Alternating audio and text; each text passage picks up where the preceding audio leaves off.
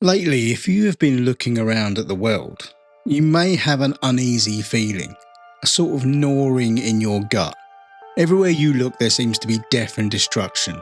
People are being oppressed, and I don't mean people not being able to say slurs or use their religion to marginalise people. I mean proper oppression at the business end of a rocket or a gun. Those that we entrust our safety to trot out meaningless platitudes about how wrong and sad things are, but then ultimately do nothing because they don't want to, too scared that the status quo will be upset, that to make meaningful change or to stand up to other forms of power will alter the delicate unspoken agreement that exists in this neoliberal system. Just in case some people need to experience a minuscule amount of relative discomfort in order to raise the floor for others. And all the while, the nightmare we all sort of knew would likely one day manifest but hoped it wouldn't, begins to loom into view. History repeating itself, lessons unlearned. But who would teach them these lessons? Those that have had to face their past learnt lessons the hard way. But when you don't think you've done anything wrong or are able to just ignore those that tell you that you have done wrong, you are incapable of the same inward reflection, because to reflect probably requires some kind of conscience. An ideological system that promotes greed and accumulation has allowed everyone to turn a blind eye just to be able to suck a little drop of milk and honey from the red, white and blue teat in the hope that the eye of Sauron won't turn on them. A rules-based order. But that isn't how this works. Once the latest target has been driven out, beaten down and eliminated, there is always the next victim, ever dividing itself smaller and smaller. There is always an other, and eventually it will be you. And from my position of privilege, it is sometimes hard to think that it could happen here, until perhaps it does. Watching all this, I feel two things. A feeling of guilt and a feeling of powerlessness. Guilt because I am largely unaffected day to day, secure in my flat, playing video games and pondering what to have for dinner. And powerlessness because, well, there is nothing I or you can really do about any of this on an individual level. Everything hangs in the balance. The world draws breath. I'm not even completely sure why I am making this video or whether it is a good idea, but along with the general malaise of the world hanging over me, I also have the ever-changing and completely demented and unknowable hand of YouTube fisting me in the arse as well.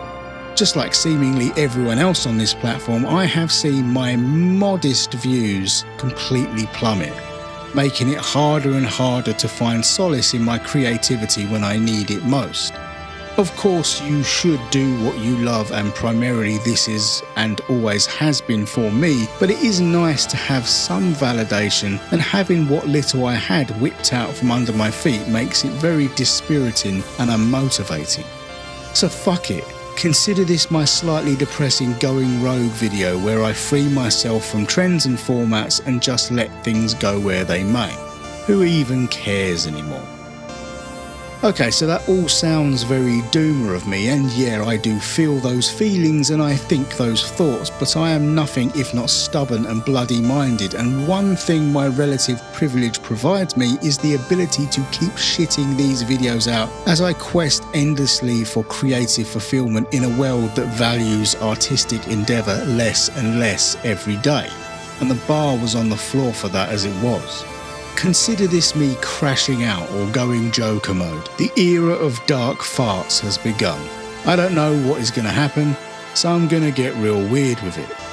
And so I came to sitting here in front of my PC one night wondering what to do next, trying to avoid the masochistic stream of YouTube channels I have cultivated to cause myself maximum psychic damage and political pain, looking for something to take my mind off everything. I am not a violent person, far from it. I would probably consider myself a pacifist, truth be told, but even I am beginning to think there are little options left for the situation we find ourselves in, and so with such bloody thoughts clouding my mind, perhaps I should turn to my passion for video games to deliver me a tiny little crumb of simulated solace. I've often thought to myself whether I actually even like video games or whether I just like that they distract me. A sad thought, sure, and a little dramatic, and most definitely untrue. No one would spend as much time and money doing something they didn't like, would they? Would they? But maybe this time I could use them for catharsis. Maybe I could channel all my impotent rage into some good old-fashioned digital violence. I search through my Steam library for something appropriate, and then I remember I have Game Pass, another source of great shame and irritation. But fuck it, there is no ethical consumption, etc., etc. What we need to do now is take it out on some bad guys. And so I boot up Wolfenstein: The New Order. Let's take it out on the old bad guys and pretend that they are the new bad guys. Firstly, for some kind of petty vengeance, I am first faced with maintenance busy work while being shouted at by an angry Scotsman, and then I do some Tom Cruise Mission Impossible shit. My thetan levels must have been too low. And shooting space-age Nazi planes doesn't quite sate my frustrations. Oh, hold on.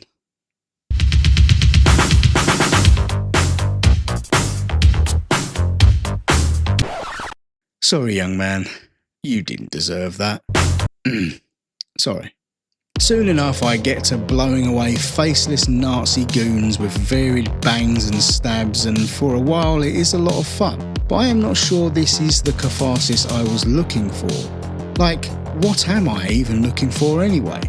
There have been studies done around aggressive or violent video games and whether they actually calm you down or allow you to expunge some of your own aggression, and apparently they do actually leave you feeling better, but often more aggressive than before. But I am not sure I'm looking to rid myself of any aggression. I think I'm feeling more of a desperation, a confusion and powerlessness. It feels like we are in a dream or a colossally dumb film where the cast of characters are too demented to be real, but yet they are. Perhaps even more so than the excessively evil bunch of shits in Wolfenstein. Like these two German perverts. They are so camp that they actually come out being compelling.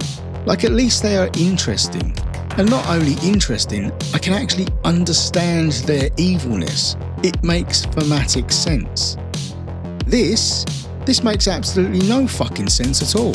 Trying to discern why this man is a shortcut to a massive aneurysm. I mean, it isn't hard to understand him. He is just a straight up narcissist devoid of empathy for anyone other than himself, flailing around as his brain rots in his skull, and he does everything he can to save himself from what little consequences he could and would actually face. But trying to understand why it all works, and why anyone goes along with it all, and why he is seen as some kind of strongman is fucking mind-blowing. So maybe I need something a bit different.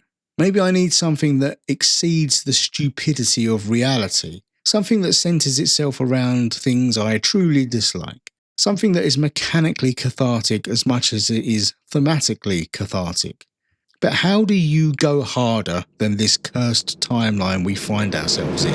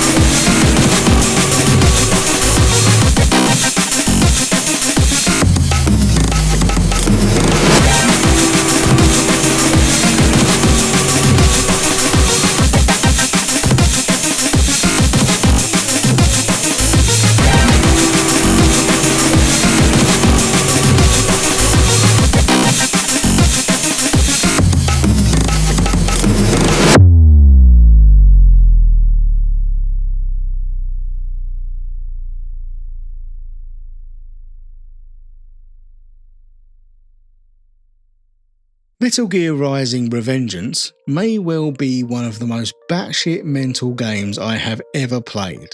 Historically, I haven't played Kojima games, but I have always heard through the grapevine that his games are indeed quite mental. Previously, the only Kojima game I had played was that I had a go of Death Stranding, and while kind of mental in its own rights, booting up Revengeance was like the cerebral equivalent of being rear-ended by an oil tanker while in a time loop experiencing perpetual whiplash until the heat death of the universe. But did it work? Did it provide me the escape that I craved? Well, yes and no. Yes, because quite frankly, I'm not sure if I have laughed out loud as much as I did in this game. And make no mistake, laughter is medicine. Mechanically, it is a joy to so utterly annihilate agents of the American war machine, and there is nothing subtle here, so you can be absolutely sure that you are indeed fighting the bad guys, and the game understands all that is bad about the American state and its impact upon the world. War in the aid of profit, war in the aid of ideology, war in the aid of colonialism. Exploiting and abusing children of the global south to feed the machine. Sure, they are literally taking their brains out and putting them in cyborgs, but is there really that much difference to the way in which Western power sees other human beings as merely a means to an end and turns a blind eye to their humanity? Who cares, right? Just people from so-called shithole countries. And no, because as cathartic as it was to obliterate everything in your super cunty cyborg high heels, it does lay bare one stark reality about our situation. That being that there is no superpowered benevolent cyborg that can single-handedly visit justice upon those that are doing the world harm. How do we fight back within this system that is stacked in favour of the very people that hold us down? The truth is, I don't know. But whilst violent and visceral digital catharsis brought me a momentary high, it also brought me back down to reality. Despite the depressing thoughts it generated, it did actually spark a bit of hope. Because thinking about what is going on right now in America, seeing people being murdered on the streets by state-funded thugs, witnessing the resistance continue and public opinion changing, there is always hope, however small it may be. People will always resist. You will never be able to stamp it out. And if those in power keep pushing the way they are, I think Americans are finally going to come to understand why people enact acts of terror, as they would label them, because at a certain point, the appeal to civility will fail to hold and there might only be one answer. And as I think about all this, I am reminded of the famous speech given by the character of Jakar in Babylon 5. No dictator, no invader can hold an imprisoned population by force of arms forever. There is no greater power in the universe than the need for freedom. Against that power, governments, tyrants, and armies cannot stand. The Centauri learned this lesson once. We will teach it to them again. Though it take 1,000 years, we will be free.